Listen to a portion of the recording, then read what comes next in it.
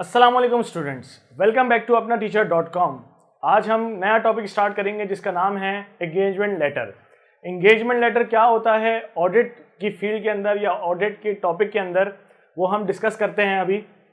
अच्छा, engagement letter से मुराद ये है कि जब कोई फर्म जाती है किसी क्लाइंट के पास, किसी ऑर्गेनाइजेशन के पास ऑडिट करने के लिए, तो वहाँ पर उनकी कंसेंट, उनकी इजाज़त ज़रूरी होती है और कुछ टर्म्स एंड कंडीशन होती हैं। जैसे एग्रीमेंट हम करते हैं किसी के साथ कभी कोई सर्विसेज प्रोवाइड करने के लिए, तो उसी तरह से ऑडिट फर्म भी एक उनसे एग्रीमेंट करती है, एक टर्म्स के ऊपर एक लेटर साइन करवाती है जिसका नाम होता है एंगेजमेंट लेटर।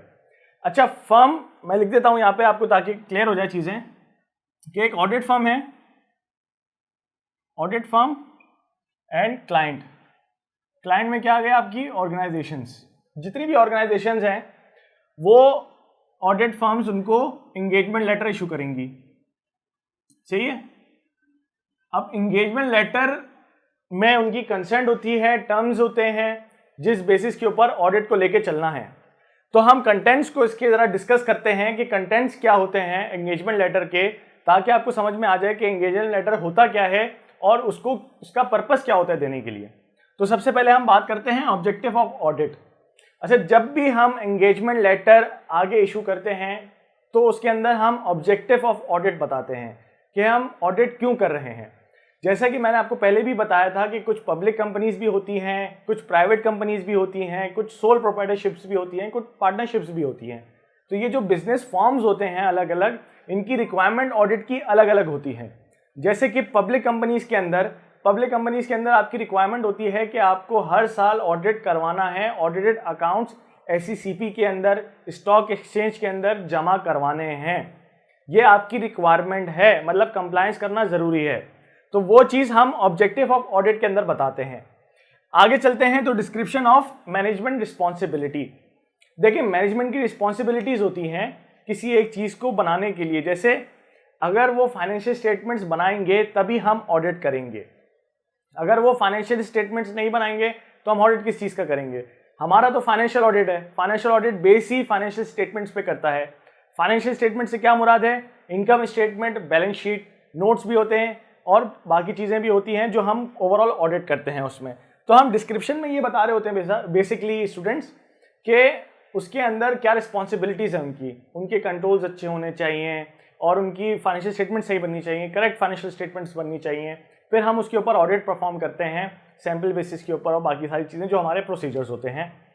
उसके आगे हम बात करते हैं तो फॉर्म ऑफ रिपोर्ट की बात करते हैं। अच्छा, फॉर्म ऑफ रिपोर्ट की अगर हम बात करें तो फॉर्म ऑफ रिपोर्ट से मुराद ये होती है कि कभी कभार हम मैनेजमेंट की रिपोर्ट भी देते हैं, शेयर होल्डर को भी रिपोर्ट, ऑडिट रिपोर्ट देते हैं। अच्छा, जो मैनेजमेंट को देते हैं उसके अंदर हम उन मैनेजमेंट से मुखातिब होते हैं कि इसके अंदर आपकी मैनेजमेंट या आपकी जो नीचे आपके सबऑर्डिनेट्स हैं वो क्या काम कर रहे हैं, किस तरह से परफॉर्म कर रहे हैं, कोई लैग तो नहीं है, कोई ऐसी कोई चीज़ तो नहीं है जो आपके परफॉर्मेंस के ऊपर इफेक्ट कर सके।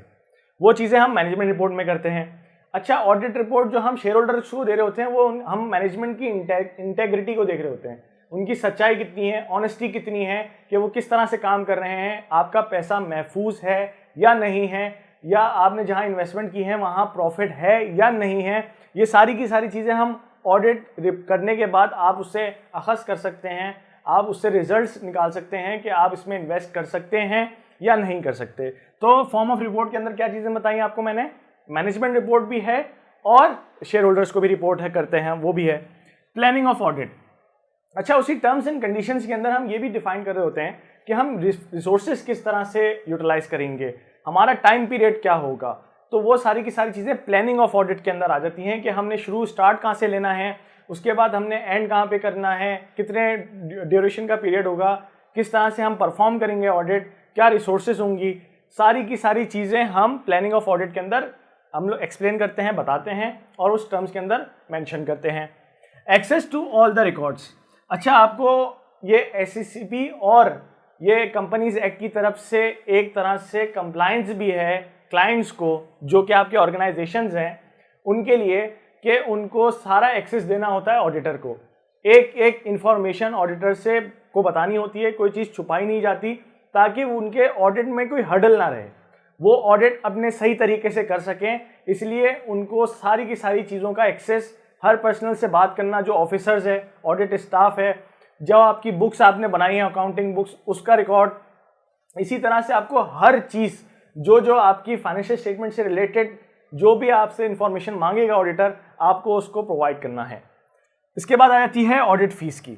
अच्छा, ऑडिट फीस की अगर हम बात करें तो ऑडिट फीस अलग अलग तरीके की होती हैं, depend upon the size of the organization और हमारा वर्क किस तरह का है। जैसे लिस्टेड कंपनीज का टाइम शॉर्ट होता है, रिसोर्सेज ज़्यादा लगती हैं, उसके साथ साथ कुछ लार्ज साइज कंपनीज होती हैं। तो लार्ज साइज कंपनीज जो भी होती हैं उनका बल्क क्वांटिटी वर्क जो है वो बल्क में होता है, काफ़ी ज़्यादा होता है, तो उसके अंदर उनकी ऑडिट फीस ज़्यादा होती है। जो सोल प्रोप्राइटरशिप है, जो छोटी कंपनीज हैं, स्मॉल साइज कंपनीज हैं, उसके अंदर फीस कम लगती है।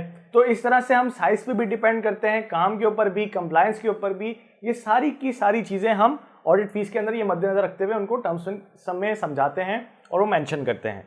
इसके बाद आ गया यूज़ ऑफ एक्सपर्ट। तो हम भी एक्सपर्ट होते हैं, तो अगर इसकी एक्सपर्ट की अगर हम बात करें तो एक्सपर्ट क्या होते हैं? एक्सपर्ट हम अकाउंटिंग फील्ड से हट के होते हैं। हम अगर बात करें एक्सपर्ट की तो वो एक इंजीनियर भी हो सकता है, इंजीनियर भी होगा, वो आपका टैक्स मैन भी हो सकता है जो FBR में काम करता है, अगर टैक्स की कोई इतनी रिक्वायरमेंट होती है और ये सारी चीज़ें होती हैं, या कोई वैल्यूएशन के पर्पस से वैल्यूअर भी होता है, तो वो सारी की सारी चीज़ें एक्सपर्ट के उसमें आ जाती हैं। तो हम क्या करते हैं, हम अगर वो क्लाइंट हम समझते हैं कि उसमें एक्सपर्ट यूज़ होगा और एक्सपर्ट की ज़रूरत पड़ सकती है, तो हम क्या करते हैं, हम इनमें से जो भी एक्सपर्ट की उस टाइम पे ज़रूरत है, चाहे वो स्टॉक पे है, ऑडिट के लिए मदद के लिए हमें एक्सपर्ट की ज़रूरत होगी, तो हम उसको टर्म्स में बता देते हैं कि हमें एक्सपर्ट हायर करना पड़ेगा और उसकी भी जिम्मेदारी आपकी है कि आप हायर करके हमें देंगे और हम उससे एक्सपर्ट से काम लेके ऑडिट में काम करेंगे और आगे अपना ऑडिट बढ़ाएंगे। तो आखिरी बात अगर मैं करने चाहूँ तो यह है use of work of internal audit.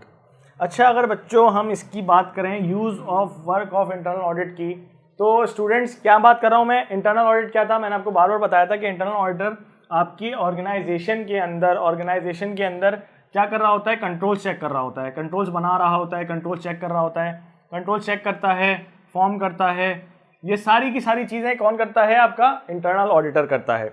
अच्छा, ये सारी की सारी चीज़ें करता तो है, लेकिन इसका काम हमारे लिए कैसे इफेक्टिव हो सकता है कि हम टेस्ट ऑफ कंट्रोल्स परफॉर्म करते हैं क्लाइंट के ऊपर। जब हम टेस्ट ऑफ कंट्रोल, मतलब जो कंट्रोल्स फर्म्स ने या ऑर्गेनाइजेशंस ने बनाई होती हैं, उनके कंट्रोल्स हम चेक कर रहे होते हैं कि ट्रांजैक्शंस प्रॉपर्ली रिकॉर्डेड हैं या नहीं हैं। जो सारी ट्रांजैक्शन प्रॉपर्ली रिकॉर्डेड हैं वो फाइनेंशियल स्टेटमेंट में हिट कर रही हैं, नहीं कर रही, कोई ऐसी चीज़ तो नहीं है कि जो आपने एक्सेस दिया नहीं है उसके अगेंस्ट जाके उसको उससे ज़्यादा बढ़ के कोई काम कर रहा हो, कोई सॉफ्टवेयर, कोई कंट्रोल। तो ये सारी की सारी चीज़ें हम टेस्ट ऑफ कंट्रोल में करते हैं काम। तो टेस्ट ऑफ कंट्रोल में हम कंट्रोल्स चेक कर रहे होते हैं जो कंट्रोल्स इंटरनल ऑडिटर ने बनाए होते हैं। अच्छा, उसके अंदर और बाकी चीज़ें भी, वाउचर की ऑथराइजेशन वगैरह भी सारी चीज़ें इंटरनल ऑडिटर चेक कर रहा होता है। तो हम क्या करते हैं कि कभी कभार हम उसकी ऑब्जेक्टिविटी देख के, उसकी इंटेग्रिटी देख के, इंटरनल ऑडिटर की इंडिपेंडेंस देख के कि वो मैनेजमेंट के साथ मिलावा तो नहीं है, वो अलग काम करता है, वो कॉम्पिटेंट है, ऑब्जेक्टिव है, इंडिपेंडेंट है, इंटीगर, मतलब आप उसको कह सकते हैं कि ऑनेस्ट है। तो वो सारी की सारी चीज़ें हम देख के उसका काम भी यूज़ कर सकते हैं।